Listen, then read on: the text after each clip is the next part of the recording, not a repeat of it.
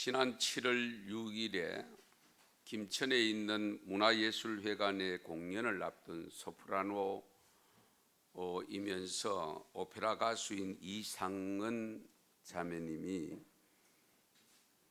화장실에서 숨져 있는 것을 발견하게 됩니다. 분명히 왔었는데 공연 시간이 다 됐는데 사람이 보이지 않아서 찾아서 가니까 화장실에서 그대로 쓰러져 있는 모습을 발견하게 됩니다. 나이가 46입니다. 우리 이런 경우를 돌연사라고 표현합니다. 돌연사. 지금 현대 우리나라의 돌연사 사고가 의외로 많이 일어나는 것을 볼 수가 있고, 그 돌연사의 원인이 무엇냐 그것으로 올라갈 때에 대부분이 심장계통입니다. 그 자료에 의하면 심장마비, 심근경색, 급성으로 온다든지 해서 특히 우리 전 세계적으로 우리나라가 40대 사망률이 가장 높은 것으로 나타나고 있습니다. 그 원인들도 대부분이 심장입니다.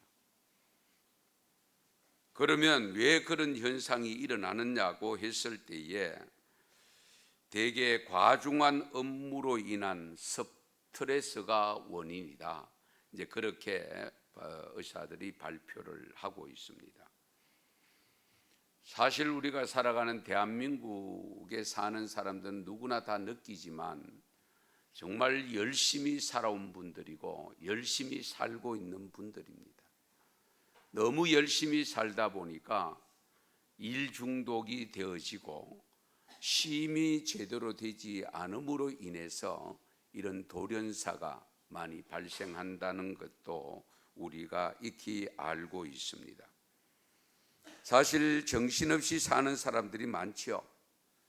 무엇을 위해서, 누구를 위해서, 무엇 때문에 이렇게 해야 되는지도 정확하게 모르는 가운데 그냥 바쁘게 삽니다. 그래서 가끔 표현하죠. 숨 쉴 틈도 없다. 숨 쉴 틈이 없으면 죽는 거죠.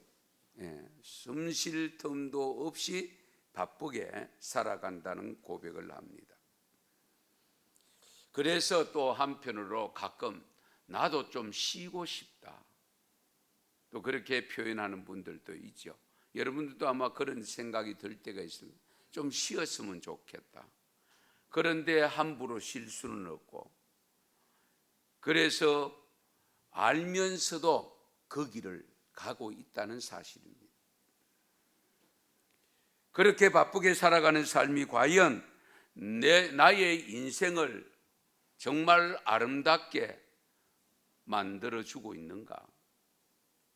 정말 아름다운 인생을 살았노라고 고백할 수 있는가? 진정 지금 현재 그렇게 바쁘게 살고 있는 이 삶이 내가 행복해 하고 있는가? 조금은 생각해 볼 필요가 있습니다. 그런데요, 일찍이 이미 우리가 겪었던 삶을 우리 삶보다도 훨씬 더 능가하는 삶을 살았던 분이 고백한 내용이 있죠.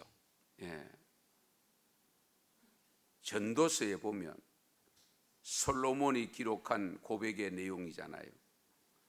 집에 가셔서 여러분 시간 되실 때 전도서 2장을 꼭 한번 읽어보시죠. 지금 말고요. 집에 가셔서 조용할 때 한번 읽어보시면 좋겠는데요. 솔로몬이 고백하고 있는 내용들이 이렇습니다. 눈은 보아도 만족이 없고 귀는 들어도 다함이 없다.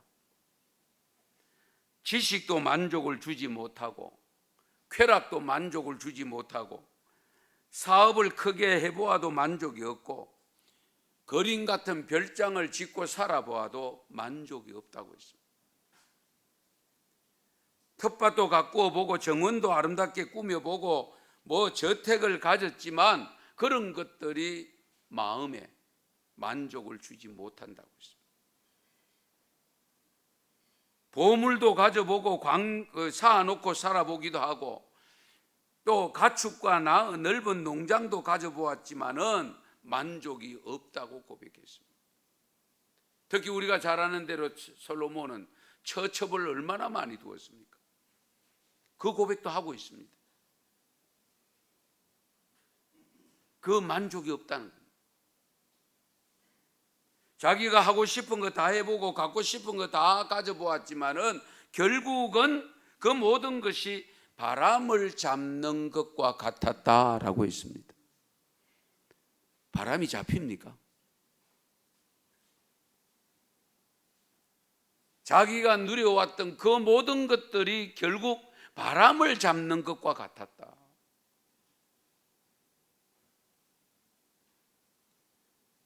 너무 지나치게 일만 하는 것도 문제입니다마는 그렇게도 열심히 일하고 무거운 짐을 지고 가면 반드시 행복이 나타나야 되는데 별로 못 느끼는 그런 삶을 우리가 살아가고 있습니다. 도대체 우리가 무엇 때문에 이렇게 여유도 없이 쉴 틈도 없이 열심히 살아야 하나? 왜 이렇게 일해야 되나? 결국 가만히 들여다보면 욕심 때문입니다. 욕망 때문입니다. 끝없는 욕망을 추구하다 보면 쉴 틈이 없습니다. 쉬는 시간에도 일해야 됩니다. 요즘 직장인들 가끔 보면 나는 투잡한다, 서리잡 갖고 있다, 그런 표현을, 두 가지 일을 한다는 거잖아요. 한 가지 일만 가지고 안 되고. 그래서 낮에 일하고 야간에 알바하고, 이런 분들이 의외로 많이 있다는 사실입니다. 물론 노는 분들도 있습니다만은 꼭 이렇게 살아야 하나? 가끔 질문을 던지면서 그렇게 살아가고 있습니다. 현실적으로 그렇게 살지 않으면 살기가 어렵고 제대로 누리지 못하기 때문이라고 고백은 합니다. 그러나 조금만 욕심을 내려놓으면 조금은 여유 있게 살아갈 수 있을 텐데, 어쨌든 남보다 더 잘 살아야 되겠다는 것, 남보다 뒤져서는 안 되겠다고 하는 그런 작은 욕망들이 작용하다 보니까 끝없이 달려갑니다. 이런 현실 속에서 살아가는 우리 성도 여러분, 매 주일 첫날인 주일을 성수하는 것 대단히 중요합니다. 가끔 생각하면, 저도 목사지만은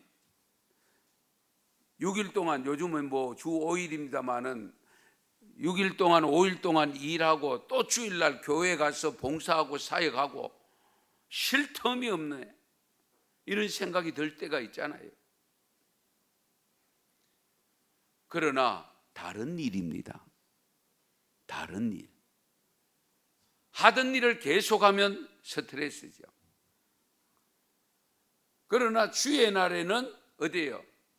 하나님의 일입니다. 주님의 일입니다. 그것도 예배하는 일입니다. 그 예배를 드림으로 인해서 어떻게 해요?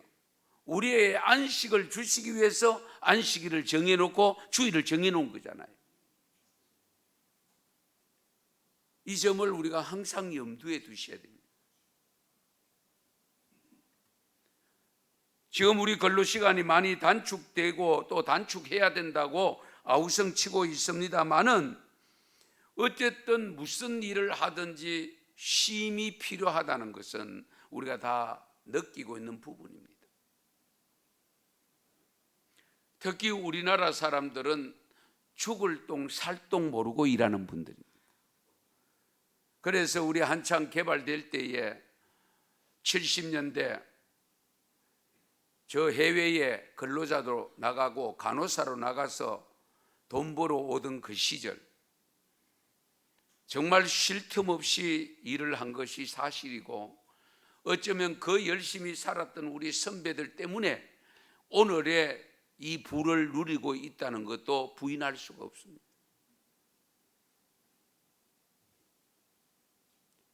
그런데요, 일본의 통계에 의하면 사람들이 일주일 동안 가장 많이 사망하는 요일이 어느 요일일까? 여러분, 어느 요일 같아요? 일본의 통계가 나왔는데요, 월요일입니다. 월요일. 예. 그러면 주일 쉬고 왔으면 월요일 날은 좀 괜찮을 텐데, 문제는 쉼을 쉼답게 못 쉰다는 겁니다. 잘 생각하셔야 됩니다. 쉬기는 쉬는데 쉼을 쉼으로 이어지지 못하고 그 쉼을 통해서 또 다른 스트레스를 받고 스트레스를 푼다고 하는 행위들이 육신의 몸에 가중을 가져다 주는 행위들을 하고 있다는 사실. 그래서 오히려 쉬고 오면 월요일 날은 가뿐하게 더 열심으로 현장에서 뛰어야 되는데 오히려 축 처져 가지고 일이 더 안 된다는 거예요. 그래서 월요일 날 사망자가 가장 많아요. 그러면 한편으로 보면은 예수 믿는 분들은 주일 날 다 돌아가셔야 되는 거 아닙니까? 그런데 제가 지금 목회하면서 성도들 봐도 주일날 돌아가신 경우는 거의 없습니다. 잘 보세요. 예. 정말로 이상하더라고요. 예. 우리가 상식적으로 그냥 우리가 개념적으로 생각하고 이념적으로 생각하면 오히려 6일 동안 일하다가 또 주일 가서 봉사하고 헌신하고 하면은 주일날 그 하셔야 될 건데 그렇지를 않다는 사실. 그런 의미에서 보면 우리가 주일날 나와서 예배를 드리고 있는 이 시간이 진정한 쉼의 시간도 된다는 것을 가르쳐 줍니다. 안식일을 창조하신 분은 하나님이시잖아요. 예. 6일 동안 열심히 일하고 안식일은 쉬어라고 했잖아요. 너희만 쉬지 말고 종들도 다 쉬게 만들라고 했습니다. 어쨌든 오늘날 우리의 삶은 정말 힘든 생활을 하고 있는 것은 누구도 부인할 수가 없습니다. 여기에 우리가 한 가지 조심하셔야 될 것은 성공에 대한 스트레스. 성공. 저는 아직도 성공이 무엇이 성공인지는 아직도 모릅니다. 예. 하도 성공이라는 단어를 많이 쓰는데 저는 성공이라는 단어를 가급적이면 안 씁니다. 사실 죄송하지만 우리 성도들에게는 승리만 있을 뿐입니다. 우리는 승리자들입니다. 성공자들이 아닙니다. 어쨌든 성공에 대한 스트레스, 다른 사람들과의 경쟁에서 이겨야 한다는 강박관념, 보다 풍요롭게 살기를 원하는 작은 욕망들, 자녀들을 공부시키는 문제, 사회적 불안, 경제적 고통, 정치적 불신 속에서 소망을 잃어가는 삶은 우리를 힘들게 하고 있는 것이 현실입니다. 이렇게 살아가는 인간을 향해서 오늘도 우리 주님께서는 초청을 합니다. 수고하고 무거운 짐진 자들아 다 내게로 오라. 내가 너희를 어떻게 한다? 쉬게 한다. 내가 너희를 쉬게 한다. 나는 마음이 온유하고 겸손하니 나의 멍에를 메고 내게 배우라. 그리하면 너희 마음이 무엇을 얻느냐? 쉼을 얻는다. 이 내 멍에는 쉽고 내 짐은 가벼움이라. 예. 마태복음 11장 28절에서 30절 말씀인데요. 어쨌든 예수님 안에 들어오면 주님이 쉬게 해 주신대요. 쉼을 주신다. 예수님을 믿으면 인생의 목적을 깨닫게 되어지고, 인생을 바로 알면 무엇을 해야 될 것인가를 깨닫게 되어지고, 그리고 그것을 깨닫게 되면 어디에 얼마나 많은 시간을 투자해야 될 것인가를 알게 되어진다는 사실. 그런데 대부분 이것을 제대로 모르니까 문제가 되는 겁니다.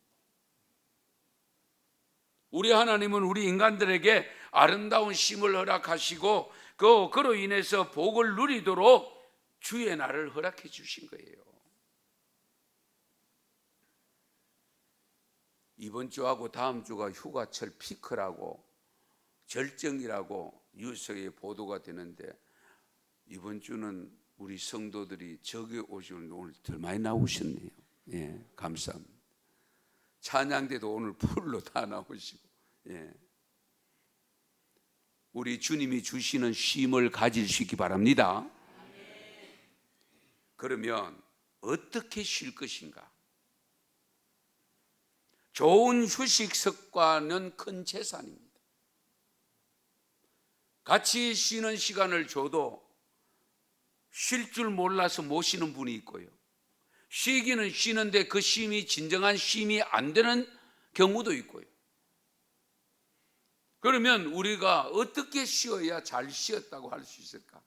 하나님이 원하시는 쉼은 어떤 쉼일까?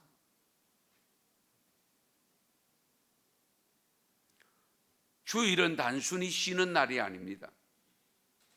하나님을 섬기기 위해서 쉬는 날입니다. 하나님을 섬기기 위해서 쉬는 날. 그러므로 우리가 매일매일 순간순간 또 쉼을 가져야 되는데요, 우선 일하면서도 쉬는 시간이 있고, 공부하는데도 학교 가면은 40분 수업 또는 50분 수업하고 10분 쉬고 하잖아요. 예. 그 틈나는 쉼의 시간을 잘 선용하는 것이 중요합니다. 우리 사람들이 집중할 수 있는 시간이 있기 때문에 쉬어주는 겁니다. 지금 하던 것을 중단하고 다른 것을 해야 됩니다. 쉼이 되려고 합니다. 예. 예를 들면 공부하는데 이제 쉰다 이러는데 또 가가지고 단어장 벗고 있고 그러잖아요, 우리가. 열심히 하는 친구들은. 그러면 쉼이 안 된다는 거죠. 예. 운동장에 가서 뛰어놀든지, 예. 자연을 바라보면서 생각을 하든지, 그래야 쉼이 된다. 그래서 우리 고속도로를 달리다 보면 휴게소가 있잖아요. 그리고 요즘은 하도 과학시대가 돼가지고 벌써 1시간 넘고 2시간 가까이 다가오면 뭐랍니까? 쉬었다 가라고 메시지가 나오잖아요. 예. 이유는 2시간이 지나면 눈이 피로해지고 집중력이 떨어지기 때문에 그렇게 되는 겁니다. 주어진 휴가 시간, 휴가 기간을 유익하게 잘 보내셔야죠. 자기 개발을 위해서 사용해야 되지만은 또 다른 스트레스를 주는 일은 하지 않는 것이 바람직합니다. 마음의 기쁨을 주면서도 하고 나면 더 시원함을 느낄 수 있는 쉼을 찾아야 됩니다. 예. 휴식을 취하면 얻는 유익이 많지요. 자신감이 넘치는 여유로움을 갖게 되어지고 고도의 집중력을 또 발휘할 수 있습니다. 창의력도 발휘할 수 있고요, 새로운 동기를 유발시킬 수도 있고 기억력을 향상시킬 수도 있습니다. 그리고 열의가 생기고 의식을 향상시킬 수 있게 됩니다. 쉼이. 그런 가운데서 육신의 건강까지도 지켜나갈 수가 있습니다. 그래서 하나님도 예수님도 쉼을 강조한 겁니다. 누구보다도 하나님이 우리를 창조하셨는데 우리가 얼마나 연약한가를 다 아시기 때문에 쉴 수 있도록 안식일을 허락하신 거예요. 예. 오늘 이거 마가복음 6장에 보면 짧은 내용, 어려운 내용은 없습니다. 제자들, 그 앞에 내용이 제자들을 둘씩 짝을 지어서 내보내서 복음을 전하고 그 전한 복음의 소식을 가지고 와서 예수님께 보고를 합니다. 그 보고를 받으면서 예수님께서 하신 말씀이 뭐냐면 가서 쉬어라. 그런데 예수님 때문에 사람들이 계속 밀려옵니다. 그래서 예수님이 어떻게 합니까? 제자들과 함께 배를 타고 건너편으로 가는데 사람들이 먼저 가가 있었다고 있습니다. 그 예수님도 쉴 틈이 없어요. 그렇게 다가오는데 어떻게 그냥 내버려 두고 갈 수도 없고. 그러니까 예수님도 정말 쉴 틈이 없어요. 그러니까 하루 종일 사역을 감당하고 우리가 아시는 대로 밤에 다른 사람 다 잘 때 산에 올라가서 철야기도 하고 또 내일을 준비하는 이런 모습도 우리 볼 수 있지 않습니까? 쉬고 싶어도 쉬지 못하는 경우도 있습니다만은 안타까운 것은 그러다가 육신의 고통을, 아픔을, 질병을 가져올 확률이 높다는 사실입니다. 우리나라가 세계에서 1등 하는 것이 많지요. 예. 교통사고도 1등이고요. 40대 사망률도 1등이고요. 인터넷도 1등이고요. 1등 하는 요소들이 많이 있습니다. 그런데 인간은 어차피 능력에 한계가 있고 모든 것 한계를 느낄 수밖에 없습니다. 내가 하는 일에 너무 열중해서 쉼도 없이 일을 하다 보면 나도 모르는 사이에 탈진 상태가 옵니다. 탈진 상태. 탈진 상태가 오면 어떻습니까? 하던 일 다 내려놔요. 오히려 엉망으로 뒤죽박죽 되는 경우도 발생합니다. 왜? 만사가 귀찮아지니까. 예. 그래서 심지어는 자녀들이 가까이 다가오는 것도 귀찮아집니다. 그렇게 귀하게 여겼던 손자녀들이 오는 것도 귀찮아집니다. 탈진 상태가 돼요. 여러분, 정말 우리가 살아가는 삶 속에 하나님이 주신 주의 날을 지킬 수 있다는 것은 영육간의 건강을 위해서도 반드시 필요할 뿐만 아니라 그로 인해서 저와 여러분이 이와 같이 오늘도 예배를 드리고 있음을 믿으시기 바랍니다. 그 이유입니다. 예. 컴퓨터를 사용하시는 분들은 제가 지금 하는 말이 무슨 말인지를 조금 알게 될 것인데요. 지금은 컴퓨터가 아니고 또 스마트폰이죠. 요즘 편지지에 편지를 직접 손으로 써서 보내는 경우가 거의 없어요. 학교 노트도 안 합니다. 그러니까 요즘 아이들은 글을 못 씁니다. 필체가 엉망입니다. 글 받아보면 얘들이 공부를 하는 아이들인지 안 하는 아이들이 분별이 안 돼요. 예, 필체가 없어요. 왜? 글을 써보지를 않으니까. 전부 자판들 들고 있습니다. 예.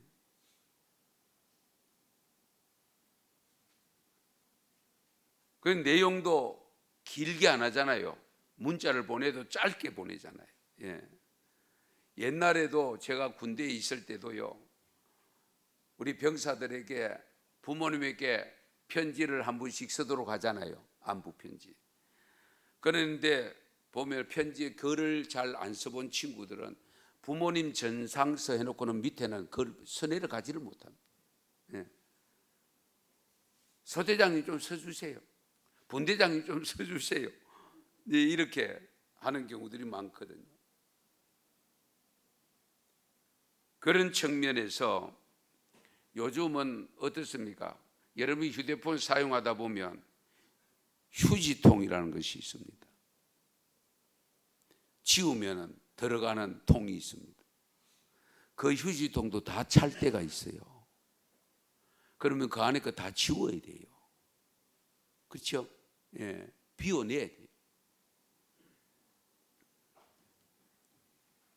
우리가 일상생활 하면서 수시로 쉬면서 휴지통 정리를 하셔야 됩니다.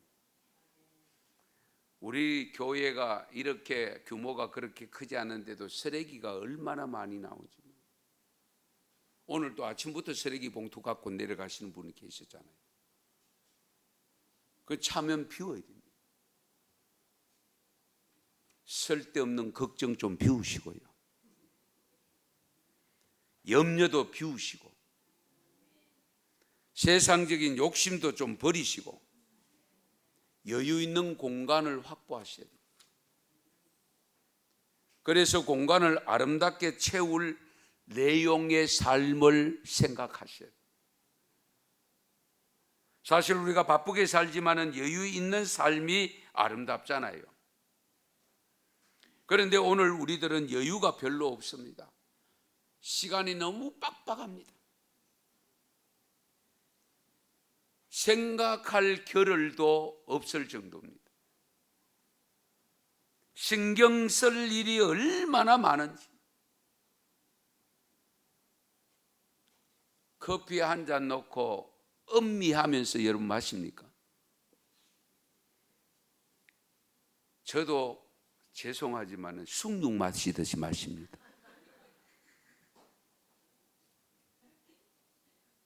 몇 분도 안 걸려요. 예. 그만큼 여유 없다는 겁니다. 예.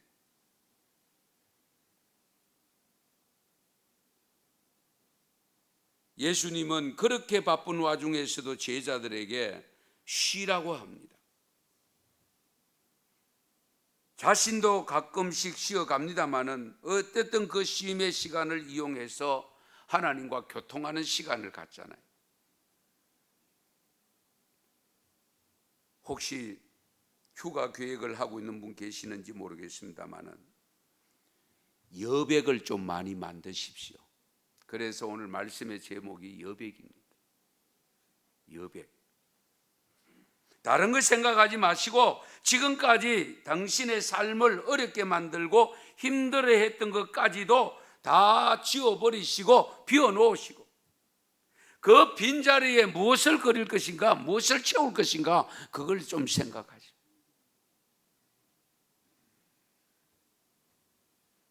우선은 여백을 좀 많이 만들 필요가 있습니다. 채우는 것은 얼마든지 채울 수 있고요, 비우는 것이 어렵습니다. 우리가 흔히들 가끔 또 표현하죠. 나를 비워야 된다. 나를 내려놓아야 된다. 그런데 못 비웁니다. 비우지를 못합니다. 여백을 좀 많이 만들어야 되는데 못 만듭니다.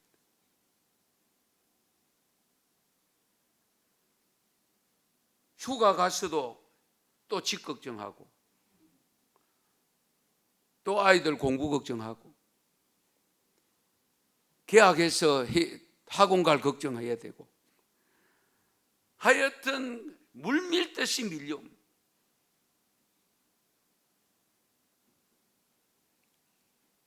특히 우리가 살아가는 삶 속에 세상 근심 걱정 없이 살 수 있는 것은 참 쉽지 않습니다만은 그러나 우리 예수님께서 말씀하시잖아요.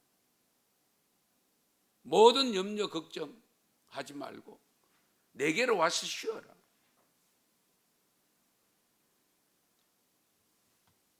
이혜인 수녀가 여백이 있는 날이라는 시를 썼습니다. 한번 들어보세요. 휴식과 사색이 마련될 수 있는 날, 평소에 무심히 지나쳤던 자연과 사물과 사람을 제대로 유심히 바라보며 마음의 문을 열 수 있는 여백이 있는 날, 마음의 문을 열 수 있는 여백이 있는 날, 모든 세상 걱정 다 잊어버리고 무심한 날, 아무 생각 없는 날, 일상 생각에서 벗어나서 평소에 느끼지 못하고 볼 수 없었던 것을 깊이 생각할 수 있는 여유로움을 여백으로 보았습니다. 자연으로 가서 자연을 망치지 말고 자연을 통해서 배울 수 있는 그런 시간들을 가지라는 거예요. 그래서 또 유명한 시인 도종환 선생 기억하시죠? 여백이라는 시가 있습니다. 슬픔의 뿌리라는 시집에서 한 건데요, 제가 한번 읽어보겠습니다. 언덕 위에 줄지어 선 나무들이 아름다운 건 나무 뒤에서 말없이 나무들을 받아 안고 있는 여백 때문이다. 이해가 되신지 모르겠습니다. 나무 가지들이 살아온 길과 세세한 장가지 하나하나의 흔들림까지 다 보여주는 넉넉한 허공 때문이다.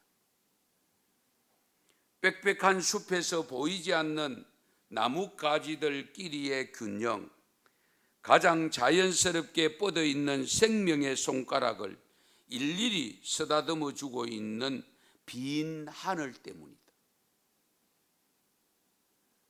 여백이 없는 풍경은 아름답지 않다. 비어 있는 곳이 없는 사람은 아름답지 않다. 여백을 가장 든든한 배경으로 삼을 줄 모르는 사람은, 나무가 한 그루씩 서가 있고 뒤로 보면 공간이 보이는데 그 여백 때문에 나무가 아름답게 보인다는 거예요. 그런데 이 도종환 선생은요, 사람은 누구나 꽃이다라는 책에서 여백을 지닌 사람이라는 제목에 또 글이 하나 더 있습니다.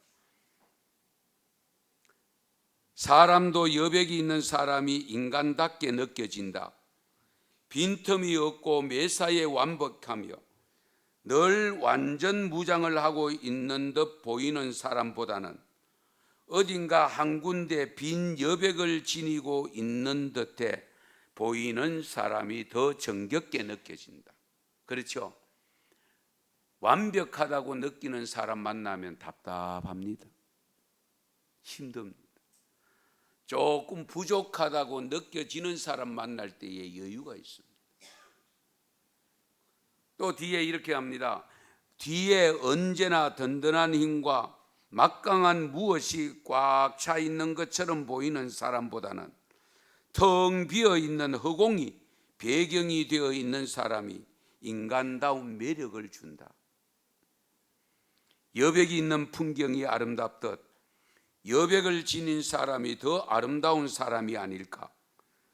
욕심을 털어버린 모습으로 허공을 등지고 서 있는 사람이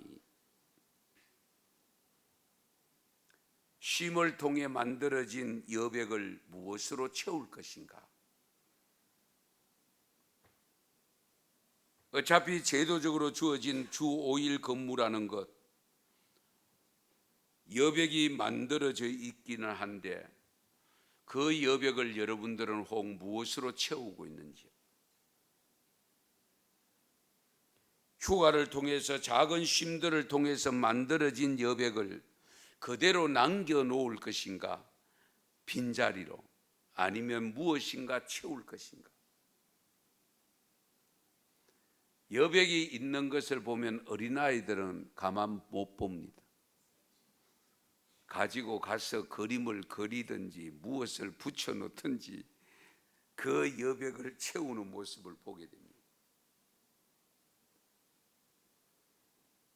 여백을 만드는 것도 중요하지만 만들어진 그 여백을 어떻게 선용하는가가 또 중요합니다. 금년 여름 휴가를 통해서 마음껏 비우십시오. 여백을 좀 많이 만드십시오. 그리고 일상으로 돌아와서는 그 비워둔 여백을 주님께서 원하시는 선한 삶으로 채워갈 수 있기를 바랍니다. 주님이 원하시는 삶, 내가 원하는 게 아닙니다. 주님이 원하는 삶으로 채워가는. 사실 우리 예수님은 우리를 위하여 다 주셨습니다. 그러므로 자신은 가진 것이 하나도 없잖아요. 우리 예수님이 더욱 돋보이는 것인데, 모든 것이 여백이었지만은 모든 것이 차 있다는 사실입니다. 그분은 다 주었지만은 다 가진 자였습니다. 인생이 살아가면서 가장 아름다운 일은 때로는 누군가의 배경이 되는 삶을 사는 것이 중요합니다. 여백의 삶. 예. 별을 더욱 빛나게 하는 것은 새카만 하늘입니다. 밝은 달이 두둥실 뜨면 별이 별처럼 보이지 않습니다. 달빛이 없는 검은 날밤에 별이 더욱 빛나 보이는 이유는 깜깜하기 때문입니다. 한 사람의 밝음을 위해서 어두움을 마다하지 아니하고 그의 돋보임을 위해서 자신의 무딤을 자처하면서 함께하기 위해서 배경이 되기를 선택한 것보다 더한 기쁨과 행복이 있을까요?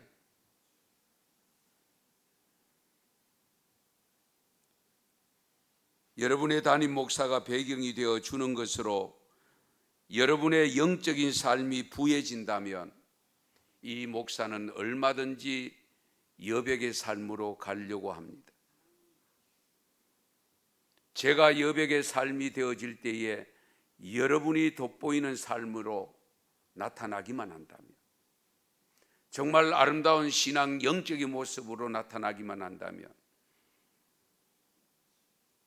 여백의 삶으로 살아갈 겁니다.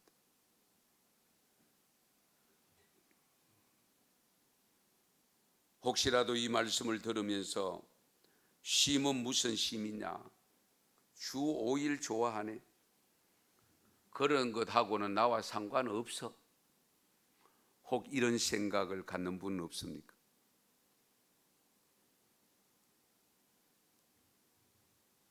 그런 것들은 다 배부른 사람들이 하는 말이야. 지금 내 코가 석자나 빠져 있는데 이 어려운 시즌에 휴가 좋아하네. 혹시 이렇게 반문하는 분은 없습니까? 그럴수록 오늘 말씀을 잘 새겨 들으시기 바랍니다. 그럴수록 이런 분들일수록 우리를 쉬게 하는 주님이 필요합니다. 세상살이 속에서 쉼을 제대로 누리지 못하는 분들이야말로 주님의 품이 필요합니다. 그래서 주님 말씀하시네요. 한적한 곳에 가서 쉬어라. 제자들에게 한적한 곳에 가서 쉬어라. 매우 단련된 신앙이 아니면 감당하기 어려운 시련이 헨리 무어 하우스라고 하는 사람에게 닥쳐왔는데요. 잘 들어보세요. 그가 낭망하고 있을 때 그의 어린 딸을 통해서 확신을 줬는데, 어느 날 풀이 죽은 모습으로 어깨를 쭉 내린 채 아내에게 주는 선물을 하나 들고 들어오는데, 그 딸이 휠체어를 타고 있는 딸입니다. 문을 열고 아빠가 들어오면서 엄마 2층에 있는데요. 아빠, 그 손에 뭐예요? 이거 엄마에게 주려고. 저 주세요. 제가 가지고 갈게요. 아니 네가 2층에 어떻게 올라간단 말이고. 그러니까 이 딸이 뭐라고 했는지 아십니까? 그것은 제가 들고요, 아버지는 나를 안으면 되잖아요. 그 말을 듣는 순간에요, 이 아버지가 엄청난 사실을 깨닫게 됩니다. 내가 이 진리를 몰랐구나, 이 사실을 몰랐구나. 나는 들고만 있으면 주님이 나를 들고 주님이 나를 안고 주님이 나를 붙잡고 옮겨줄 텐데, 내가 다 해보려고, 내가 뭔가 해보려고 안간힘을 쓰다가 내가 이 꼴이 됐나, 이 생각을 갖게 됩니다. 잘 생각해 보세요. 휠체어를 타고 있는 딸이 아빠 그거 주세요, 내가 갖다, 네가 그거 타고 2층에 어떻게 올라간다고? 아빠가 나를 안으면 되잖아요. 정말 엄청난 진리를 깨닫게 해줘. 그때부터 이 아빠가 생각을 바꾸었다는 거예요. 내가 뭐든지 다 하려고 했는데 아니야, 주님이 하시도록 나를 맡겨드리기만 하면 주님께서 나를 통해서 일하신다. 할렐루야. 우리가 이 점을 정말 염두에 두셔야 됩니다. 우리가 사실 해야 될 것 해야 된다는 것은 알고 있습니다만은 뭐든지 우리가 다 할 수 없는 것도 현실이잖아요. 하나님이 나를 이와 같이 안고 계시는데 내가 왜 이 사실을 제대로 깨닫지 못했던가? 그래서 이 헨리 무어하우스가 이 딸을 통해서 엄청난 사실을 깨닫고 그때부터 바른 신앙을 가지고 살게 되었다는 이야기입니다. 뒤를 돌아다 보면 뜻밖에도 그동안 놓쳤거나 잃었던 것을 되찾을 수도 있는 여백을 가지시고, 그 여백을 과연 무엇으로 채울 것인가? 가장 중요한 것은 하나님이 나에게 원하시는 삶을 통해서 채워가는 삶이 되시기를 바랍니다. 우리는 그 사실을 항상 염두에 두셔야 돼요. 내 욕심 채우려고 아니고, 내 욕망 채우려는 거 아니에요. 내 비전이 아니고 하나님의 비전을 그 여백에 채워가면 하나님께서 반드시 채우게 만들어 주실 뿐만 아니라 그 채움을 통해서 주시는, 그것을 통해서 얻는 기쁨을 주시고 평강을 주실 줄 믿으시기 바랍니다. 이번 여름에 정말 마음껏 여백도 만드시고 그 여백에 채울 수 있는 것을 하나님의 뜻을 따라 채우시고, 내 자신이 또한 다른 많은 사람들에게 돋보이게 만드는데 여백이 필요하다면 내가 여백이 되어지는 삶을 살아갈 수 있기를 축원합니다. 축복합니다. 기도드리겠습니다.